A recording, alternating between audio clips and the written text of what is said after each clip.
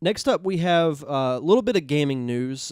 As most of you know who follow this podcast frequently, I'm kind of the third wheel, if you will, when it comes to games. I don't play a lot of modern games. Like, there are games that I'd love to play, like the Batman Arkham series, um, the newest Grand Theft Auto game, Mafia, but I just don't have the time between work and doing all the various outside projects that I do. I just don't really have the time to sit down and play video games.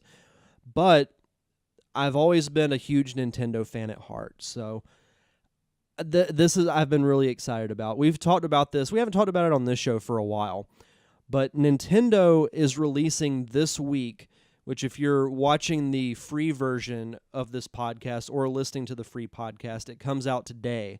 The Mini NES, which is basically a pocket-sized version of the original Nintendo Entertainment System, and comes with 30 games that you can play. And it's only available for $60, so you're basically paying $2 per game, and that doesn't even include the console. Early reviews say it's great. A lot of people are complaining about the very short controller, which I can kind of see, but I think that just means that you're going to have to get a really long HDMI cord or hope they come out with some type of an adapter, which Nintendo adding accessories. Whoever would have thought of that? Anyway, this is kind of a cool thing they're doing as a tie-in to the Mini NES being released, and after this, I'll go over the list of games that are coming out with the console. This is from IGN. To celebrate the release of the Nintendo Entertainment System NES Classic Edition, Nintendo is bringing back the Nintendo Game Counselor service, the Power Line. For 3 days only, November 11th through 13th, the Power Line at one time and pre-internet, the only place to get help from some of Nintendo's classic games, will be back up with tips and tricks. Available from 6 a.m. to 7 p.m. Pacific Time each day. The advice line will be fully automated, but callers to, the number is 425-885-7529, will hear recorded tips for several games, plus behind-the-scenes stories from original Nintendo gameplay counselors. Nintendo social media / Nestor Day takeover will go completely retro to a time when social media involved trading passwords and game tips on the school bus. This is great. I absolutely love it. I'm going to call it just for the heck of it. I don't know that I'm necessarily going to need it, but I think just doing stuff like this and the whole retro revamping of all their social media, Nintendo is finally embracing what makes them successful and what people know them for, and that is their nostalgia, because their retro library is legendary. Nintendo at one time was the only game in town, and there are a lot of people my age or even a little bit younger who can remember growing up playing the Nintendo. And I think this is a great first step to trying to win some of their audience back that they've lost with the Wii U and their poor planning of things.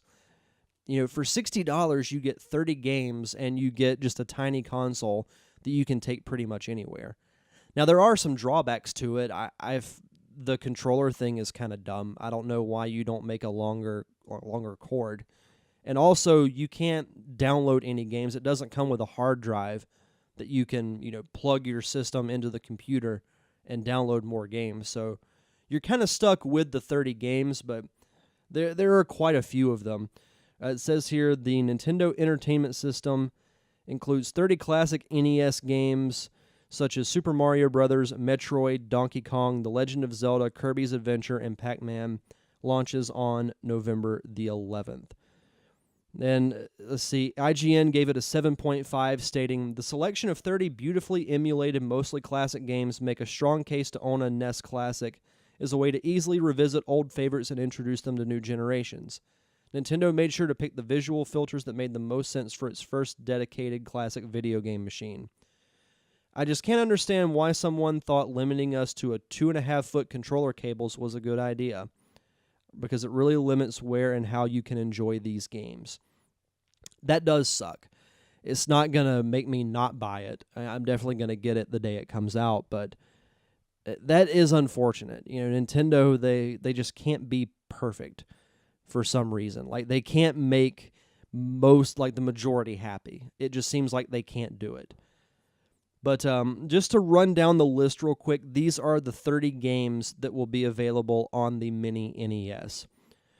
Balloon Fight, Bubble Bobble, Castlevania 1 and 2, Donkey Kong Jr., Double Dragon 2, Dr. Mario, Excite Bike, Final Fantasy, Galaga, Ghosts and Goblins, Gradius, Ice Climber, Kid Icarus, Kirby's Adventure, Mario Brothers, the arcade version, Mega Man 2, Metroid, Ninja Gaiden, Pac-Man, Punch-Out featuring Mr. Dream, Star Tropics, Super C, Super Mario Brothers 1, 2, and 3, Tecmo Bowl, and The Legend of Zelda, and Zelda 2, The Adventures of Link.